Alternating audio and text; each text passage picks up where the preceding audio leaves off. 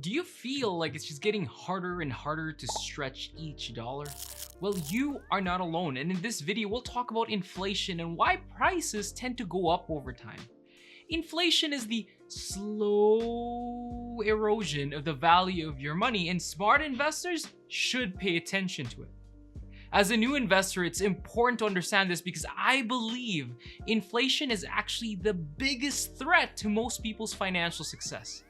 Because it goes on unnoticed. It's the invisible risk. Look at this photo here for your reference. Triple H is your cash, and he does not even know what's choking him. You are probably fighting something that you can't see. It's a long video, so skip to the chapters that you want to know about the most. But I would suggest that you actually go through the whole thing. You can check the timestamps in the descriptions below.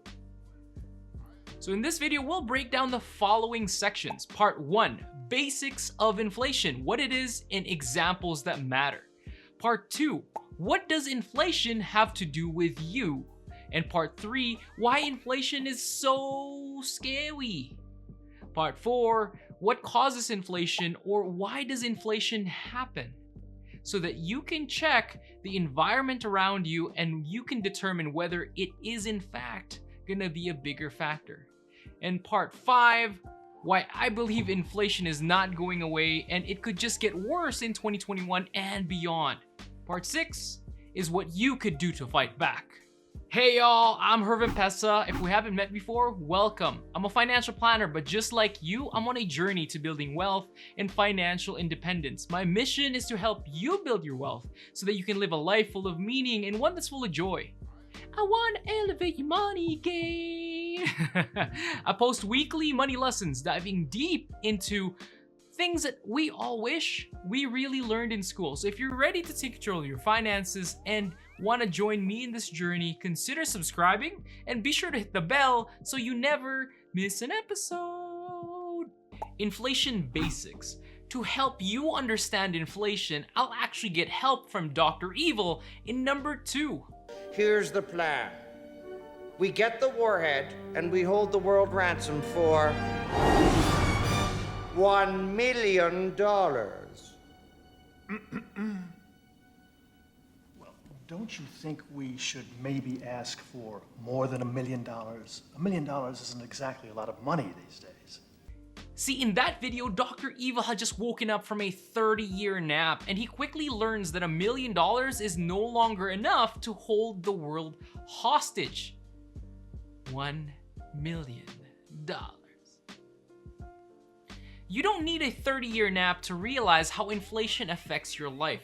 Geez, when I was in high school, which I guess is about a decade ago, Toonie Tuesdays were the bomb. You could get a meal for $2.79. I'm not saying it was healthy, but it was amazing for me. If I went to KFC today, the same meal would probably cost more than $5. So even if I had saved the same $2.79 from 10 years ago, I would not be able to afford that same meal in 2021. So what's the big deal with a $2 difference? That doesn't sound like much, but that's almost double in 10 years. And some might argue that that's a bad example because that was a promo to begin with. But please, you cannot deny how inflation is a fact of life. And in fact, the Bank of Canada has a benchmark target for inflation. They want to keep it between 1% and 3% every year. They measure it by comparing the CPI, or the Consumer Price Index. This is the proverbial basket of goods and services that the average consumer buys. Think of it as the staples in your grocery basket. However, the Bank of Canada has even plainly admitted that the CPI is far from perfect when it comes to measuring inflation. Where you are in Canada could greatly impact the cost of living and how quickly the cost of goods rise. But let's say that inflation just stays at the top end, that 3%. If it cost you $100 in 2021 to do your shopping, by the time you get to 2022, it's now going to cost you $103. You need to budget for $103 now if you're planning to buy the same stuff. That seems simple enough, right? But consider this, at that rate, after 20 years, you'll pay $182.08 for the same basket. And some costs like housing and university tuition is known to increase much quicker than inflation. So if you're investing for your kids' education, you really have to be aware of that. Let's take Jay and Lee, for example. They hope to buy their home in 5 years. They see homes they want for about $500,000 or $500,000. With a minimum down payment set at 5%, they would need to set aside $25,000. They calculated that it would take them 60 months or 5 years to save that up. They set aside $416.66 every month in their savings account. Very diligent couple. However, if home prices simply match the target inflation rate, that $500,000 home, by the time 5 years is up, it's going to cost $580,000 and would then require a minimum down payment of nearly $29,000 simply with inflation. If the cost of housing went up by 5%, the home they want will cost $640,000 after 5 years, requiring a down payment of $32,000. Yes, real estate is cyclical and prices are local, so it might not go up. But this is why I call inflation the invisible risk. You could essentially be setting up a faulty target for your retirement, for your children's education, or your home purchase because you didn't account for how much everything will cost in the future. You could avoid crashes and earn decent return, but if you fail to take inflation into account, your target could be wrong from day one. The brutal part of this is that Jay and Lee could have felt like they were right on track. They were gonna get it done. They were gonna save aside $416 every month and get $25,000 in the end, which they did, but it was not enough. That leads me actually to the question of the day. Looking at your monthly spending, do you really feel like things are just going up in price by 2 to 3%? Name some things that makes you feel like that's not true. Can't wait to see your comments down below. So what does this have to do with you when you're investing or when you're saving? Why do you need to worry about it? Well, if it's not kept in check, inflation will make you poor. Prices increasing on its own is not a problem if your ability to afford the items remain unchanged. The worst inflation ever recorded was in post-World War II Hungary when the pengo lost half of its value every 16 hours. In that case, you better prepay for dinner because by the time you're done your meal, the prices have already gone up. If your income increases at the same rate as inflation, you technically would not have any reduction in your wealth or your purchasing power. Some economists even argue that high inflation is fine as long as the income outpaces inflation. Those economists probably don't live on our earth. Because as you know, wages and salaries don't always go up at the same rate. If the cost of groceries went up by 3%, but your salary only went up by 2%, now you have to reallocate funds from other items in your budget to pay for your groceries. With your savings, inflation is like having your home infested with termites. It might look fine from the outside, but it's slowly being destroyed inside.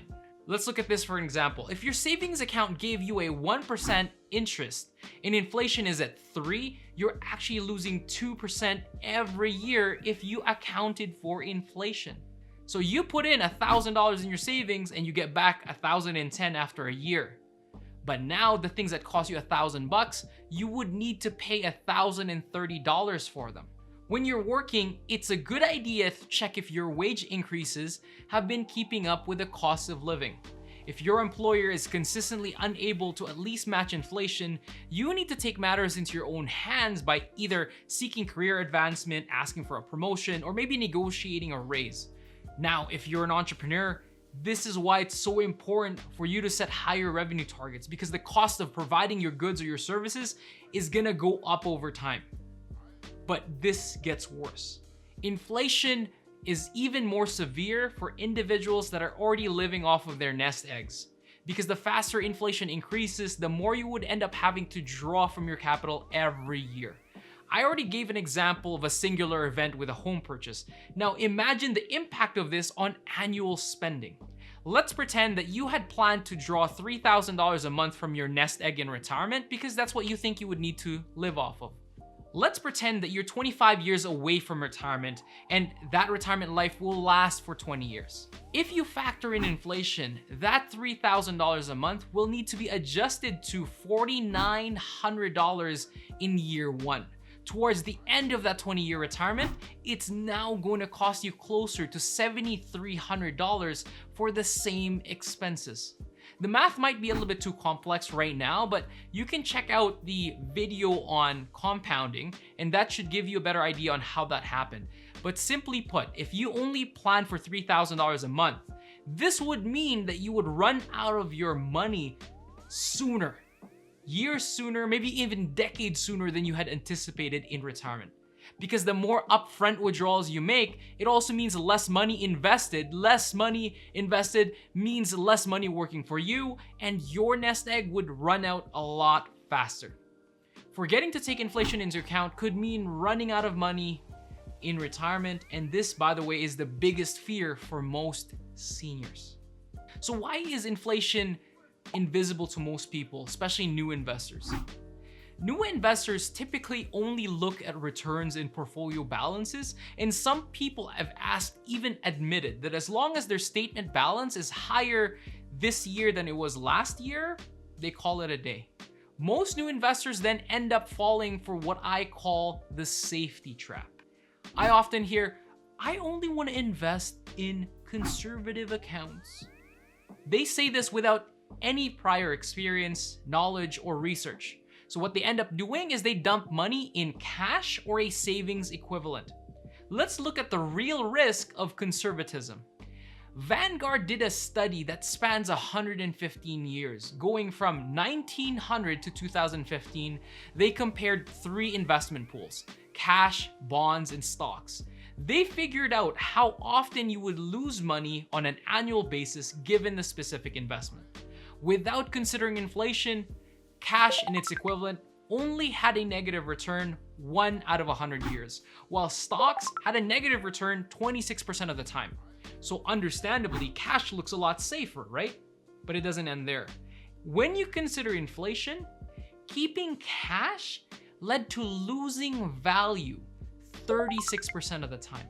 36 out of 100 years, you would lose money if you just held it in cash. While stocks, on the other hand, only lost value at a 29% rate.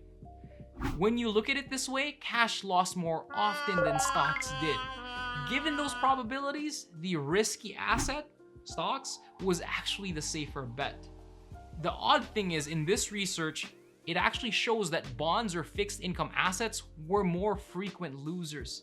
They lost value 43% of the time once inflation was calculated. Check out the link below so you can see the research for that. So next time you see a commercial for a high interest savings account, think to yourself that there's a 3-to-1 odds that it's gonna lose value. Okay, cool, we know what it is. We know prices go up over time, and why does this happen though? What causes inflation, or at least what are the telltale signs? This may seem like it's trivial and it's nerd talk, but as an investor, you need to understand it so that you can look at the current environment and see whether there is potentially increased inflationary pressures in the future or a lower chance of inflation. You can then use that information when creating your own personal investment policy. So what causes inflation? The first factor is known as cost push inflation. When the cost of manufacturing or providing services increase, businesses must pass this on to their end consumer, otherwise they could face the potential of going bye-bye. Some of these companies do their best to absorb the changes, but most just don't have high enough margins to do so.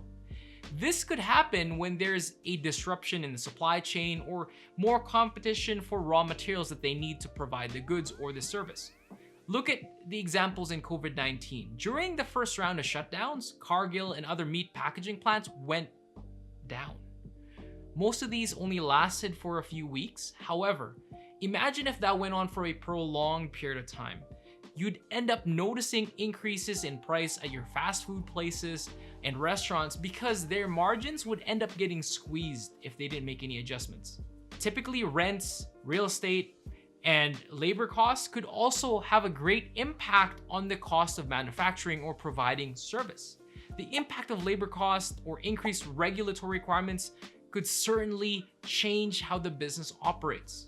In my household, for example, we eat a lot of Filipino and Asian food, which needs to be imported. So because of COVID-19 disruptions and the change in transportation costs and additional safety and security requirements, we've definitely seen an increase in our grocery budget. The second reason is demand inflation. The optimist in me sees this as progress. Demand inflation is when the cost of goods and services increase because there are now more buyers or users of that service. This is kind of cool because more people technically have more money to spend. The problem is where that money came from. This could happen because of increases in direct income, like increases in minimum wage. There's been evidence that the increase of minimum wage typically comes with increase in cost. The government also uses tax reduction as a way to stimulate spending. By reducing their cut, you keep more of your money and hopefully you spend it. The Bank of Canada could also manipulate overnight rates, making capital more accessible. Lower interest rates typically mean higher leverage spending. People are more likely to go buy things with debt. But eventually, when we all want the same thing, there's an increase in demand without any change in supply, prices will go up. Taken to extremes, people would call this price gouging, but the reality is this: as long as there's buyers, prices can keep increasing. Look at the real estate value in Vancouver and Toronto, or San Francisco and New York for an American example. The sharper price movements in these cities are linked to more buyers and higher paying buyers. This is from either international investors or an inflow of corporate offices bringing in higher paying jobs and C-suite employees that can afford bigger homes. The third is government intervention. This is when the governments use expansionary policies to stimulate the economy. They could either do this by increasing currency in circulation, by almost literally printing money. They can take on more debt and spend out on infrastructure. They could also increase the money in circulation simply by changing the banking restrictions and the amount of money banks have to keep in reserves. The reality though is this is executed by different levels of government, but we'll just call it government action right now. At this point, everyone is familiar with stimulus packages and government subsidies to help prop up the economy, and all this extra money in circulation and government debt would lead not just to inflation, but likely tax changes in the future to shore up the massive deficits. Unless budgets learn to balance themselves, this would lead to higher taxations too. This is also why a lot of economists call inflation an invisible tax.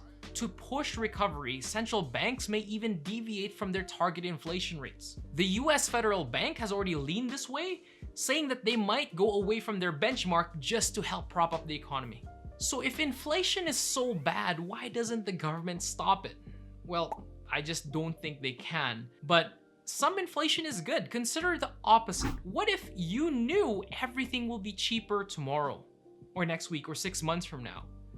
What you would do is hold out on buying anything, right? I mean, you must have done this before, waiting for Boxing Day or Cyber Monday for that new computer or new appliances. Imagine if this happened continuously. No one would ever buy anything unless their old stuff was completely unusable, completely broken. This perpetual deferral means that there's no money changing hands. Without money changing hands, there's no economic activity. You would quickly head into a slowdown or a recession. This, by the way, is the opposite of inflation. It's called deflation. It's often a sign of a weakening economy. People are generally scared to spend money. In 1990, the Bank of Canada introduced a target inflation rate that stays between 1% to 3%. That generally gets adjusted depending on what's happening. This shows you that inflation really isn't going anywhere. We simply have to make sure that our assets outpace inflation. And the Bank of Canada really pays attention to it because as recent as 1980, we had inflation at 10%, which was crushing to most Canadians. There is one benefit though. There is one benefactor for high inflation though: borrowers. If you can fix your monthly payment for a long period of time and your income goes up, the payment then becomes a smaller and smaller portion of your paycheck. This is common when you see how small monthly mortgage payments were for your parents, your grandparents, and how those homes have gone up in tremendous value even though their borrowing hopefully didn't really go up that much. Of course, homes were cheaper back then, but this is an example of how payments are essentially inflated away. So at this point, I hope that I've successfully highlighted why inflation is a real risk. Now, let's talk about what you can actually do about it. 1. You need to have a plan. Recognize that things will cost more in the future. So understand that your targets must account for this. The timing of your goals will have a direct impact on how much more or less things will cost.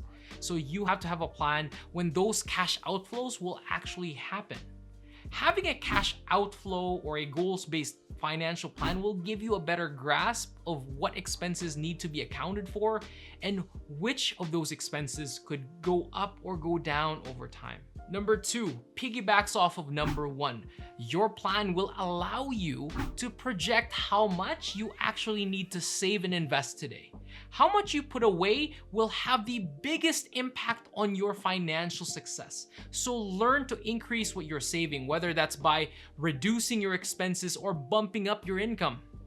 Step 3, bump up your income. This means learning new skills, having a side hustle or a passion project that brings in income, because as you know, your salary increases alone probably will not be enough to match inflation and how expensive things are gonna be. 4, don't save just for the sake of saving. You need to save to invest. Your money is a great employee. It can work as hard as you want it to without taking time off. However, when you put your money in a savings account, you are putting your money to rest instead of putting it to work. By investing in assets that grow faster than inflation, you increase the odds of meeting your financial goals. This could be stocks, bonds, and real estate. And of course, there's other assets, but just own stuff. Own stuff that goes up in value over time. I hope this video further showed you why you must invest, because inflation is not gonna go away. The only way to really deal with it is by making sure your assets are growing faster than inflation, by owning things, by owning assets. If you found this valuable, consider subscribing and be sure to hit the bell. You can also click here for the next video. Until next time, stay aware, take control. I love you all. Peace out.